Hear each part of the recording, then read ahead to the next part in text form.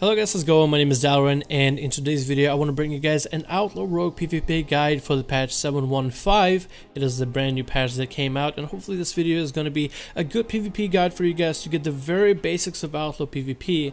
And if you want to see more Outlaw Rogue content, be sure to subscribe to the channel because we upload regular Rogue content, and for the most part we still do main Outlaw. In this video, I'm going to cover the changes to rogues that have happened between patch 7.1 and 7.15, the talents, the honor talents, the basic playstyle of an Outlaw Rogue, and some useful PvP macros. So without further ado, let's get right into the video. Let's first talk about some of the changes that has happened to Outlaw Rogues in this new patch. First of all, pistol shot no longer has a 50% slow. The slow has been changed to 30%, so just do take that into account when you're out in battlegrounds or in arenas. True Bearing no longer lowers the cooldown of your defensives or your blind, so be sure not to waste your CC or your defensives. Run through DPS increased trait for your artifact weapon had a slight nerf as well. Finishers are now not as cheap as they were, very slight PvE change due to a change in your artifact trait, but for the most part PvPers should not notice this. Also, Outlaw Rogues gained a 16% aura added, making many of your spells 16% more effective, whatever that means. This is the first time they added auras in the game, and we are supposed to be doing more damage. The best way to notice this damage increase is to check your saber slash damage in PvP, where you should be hitting a little bit harder. Also, rogues gained Shroud of Concealment again as in Mists of Pandaria, so now you'll be able to shroud your friendlies whenever you're in battlegrounds or in arenas, so feel free to take use of that utility. Now let's talk a little bit about Outlaw Rogue class talents. In the first row, we have Swordmaster and Quick Draw as two viable options because of a change to our artifact weapon trait Blunderbuss, which has been increased in terms of damage by a ton. Quick Draw is now an available option for you guys, so whichever one you choose, Swordmaster or Quick Draw, doesn't really matter as much. I would recommend though, if you are going to be playing Roll the Bones, then Quick Draw and Jolly Roger work really well together as a buff ability talent combo. So if you are going to be playing Roll the Bones instead of Slice and Dice, Quick Draw is one of the good ones that you can utilize. Otherwise, Swordmaster should be just fine. In the next trait where our mobility is at, Grappling Hook is still the best because it provides us a lot more mobility and still benefits from cooldown reduction, and it can be used in PvP a lot more often than Acrobatic Strikes and Hit and Run thanks to the slows. And the next trait, it's a question between Deeper Stratagem and Vigor, and the answer to which one is the best it's really hard to decide. I've seen Outlaw Rogues in the patch 7.1 running Vigor and they were doing just fine. Others have been running Deeper Stratagem for more damage but not as many rolls of the bones. In truth, it doesn't really matter as of patch 7.15 which one you like. Deeper Stratagem does synergize with Mark for Death in a new way, and it does synergize with our artifact weapon, allowing us that consistent burst, but Vigor does increase our energy regen, and with the change to Outlaw Rogue damage output, more saber slashes does mean more damage. So with this one, it really is difficult to decide which one is going to be the meta. I think I'm going to stick with Deeper Stratagem for now because it does increase how long our stuns are, but I'm not quite sure 100%. So please do make sure to keep up with the channel and I'll update you guys on the current builds. I am thinking and guessing that Deeper Stratagem is going to be the better one, but honestly as a player, you're free to choose whatever. In the next trait, we have Iron Stomach, Elusiveness, and Cheat Death. Cheat Death was pretty cool, but they made it a 6-minute cooldown, so I doubt I'll be playing that except maybe in some 2v2 double DPS arenas, but Elusiveness is going to be the best choice in this trait. And the next trait is Parlay, Prey in the Weak, and Dirty Tricks, if only they were to add Between the Eyes into Prey in the Weak. Sadly, I cannot take Prey in the Weak. Parlay is basically still garbage, but Dirty Tricks is still really good and useful, so you can get those cheap shots, saps, blinds, and gouges at no energy cost. At the next three, Cannibal Barrage, Alacrity, and Killing Spree all have been buffed. Funny enough, Cannibal Barrage damage has been increased, but it's not that high in PvP, so that's out of the way altogether. Killing Spree damage did get increased and can be used in PvP, but I honestly think Alacrity is the best option for us. Alacrity build-up has been changed to 10 stacks, but every stack gives you 2% haste, so instead of having to get 20 stacks of haste, now you only need 10 stacks of haste for the same amount of haste. So 10 stacks, 20 haste, really quick to build up. I feel like Alacrity is going to be the best one because a 20% haste in PvP is kind of nice. At level 100, it is really a choice between Mark for Death and Slice and Dice. Death Roam above AoE damage has been increased, but I doubt it'll be useful in PvP. So with Mark for Death or Slice and Dice, you have two options. With Mark for Death, you are picking Roll the Bones build, where you're able to benefit from all different buffs of Roll the Bones, kind of like the Shark buff, the cooldown reduction buff, and many other buffs that are available. But with Slice and Dice, they did make a change to the ability.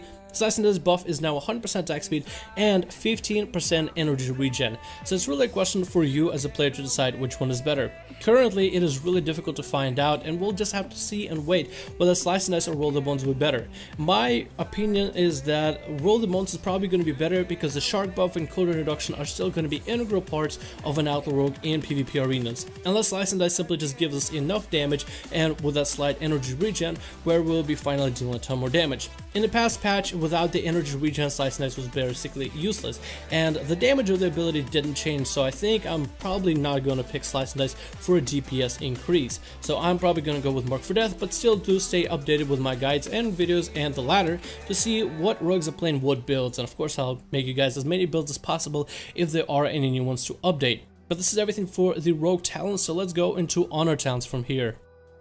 Alrighty, let's talk about honor talents. I think in the first tree we'll take Gladiator's Medallion, unless you're an Orc that can run Relentless, or you are on Alliance, where you're free to take Adaptation of Gladiator's Medallion. But for the most part, most players should be taking Gladiator's Medallion. In the next tree, Hardness, Reinforced Armor, or Sparring. Reinforced Armor is the best option unless you are bothered by melee or going against melee in arenas, where Sparring is actually just a better option. Maneuverability versus Cut to the Chase is what your next trade choice is, and Maneuverability is the best if you hate slows, but Cut to the Chase can be used with other classes that do apply movement speed increases to get out of sticky situations, so as a rogue you'll be able to stay with them. That does not count blinks, but just movement speed increases. In the next tree, Thick as Thieves is such a good talent, but if you are for whatever reason doing solo PvP, I think Honor Among Thieves is the best, because Turn the Tables is a little bit too situational in order to apply it, but Thick as Thieves should definitely be grabbed in most occasions. In the next tree, Controller's King is still the king, as 3 seconds of Adrenaline Rush on any CC, be it stuns, silences, or polymorphs, is super nice for an Outlaw Rogue to have in terms of energy regen and straight up damage output. In the last tree we have Cheap Tricks, Dismantle, and Plunder Armor. If you're going against melee, and if melee are really strong and powerful and bother you, then Dismantle is the best way to go. Otherwise, Plunder Armor offers you that peel mechanic, health reduction for the enemy, health increase for you, and 20% damage increase, and should definitely be combined into most of your burst rotations.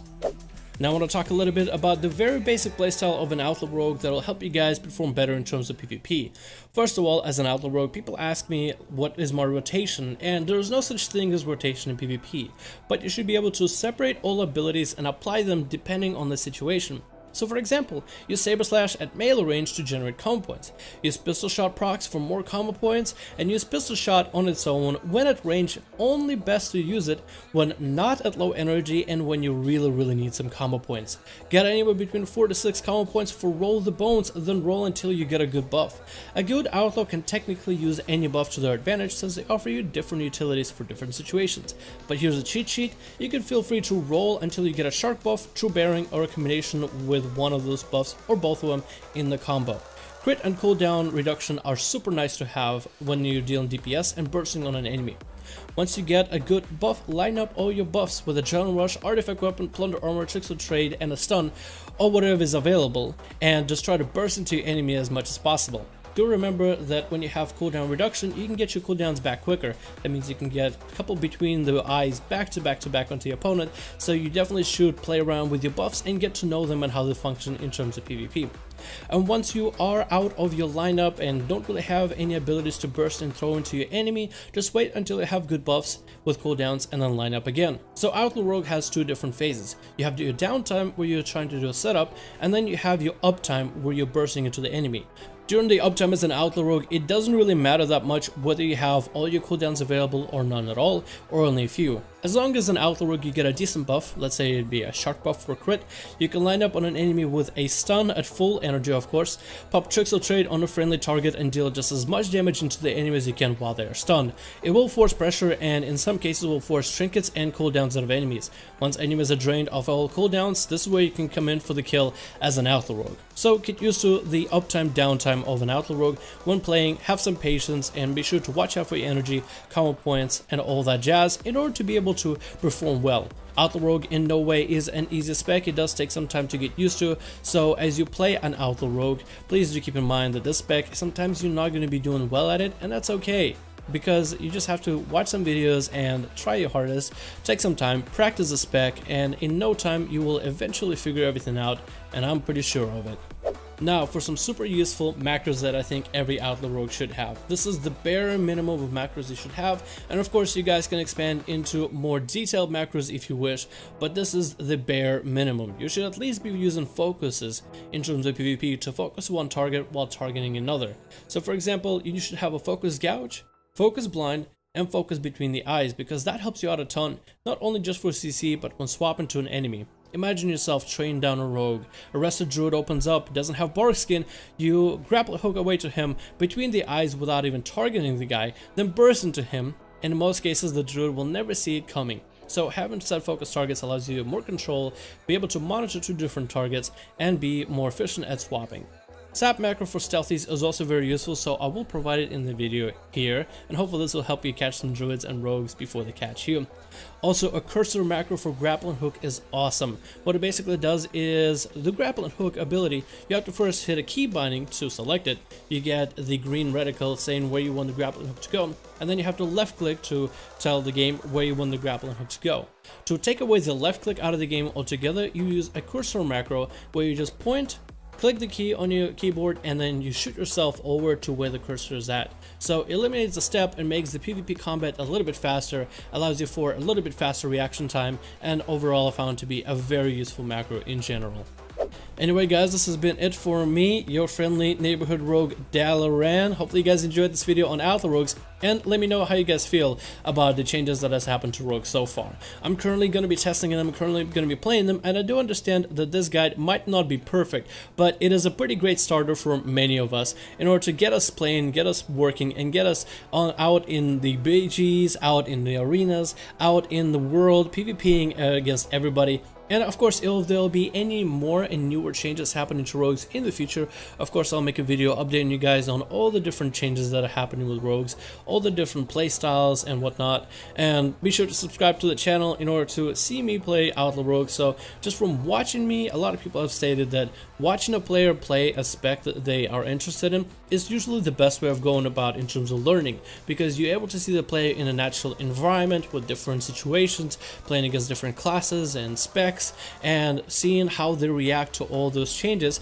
allows most players to learn how to truly excel at the spec. So thank you guys so much for watching, hope you enjoyed. Be sure to give this video a like if you liked, and I'll see you guys in the next video.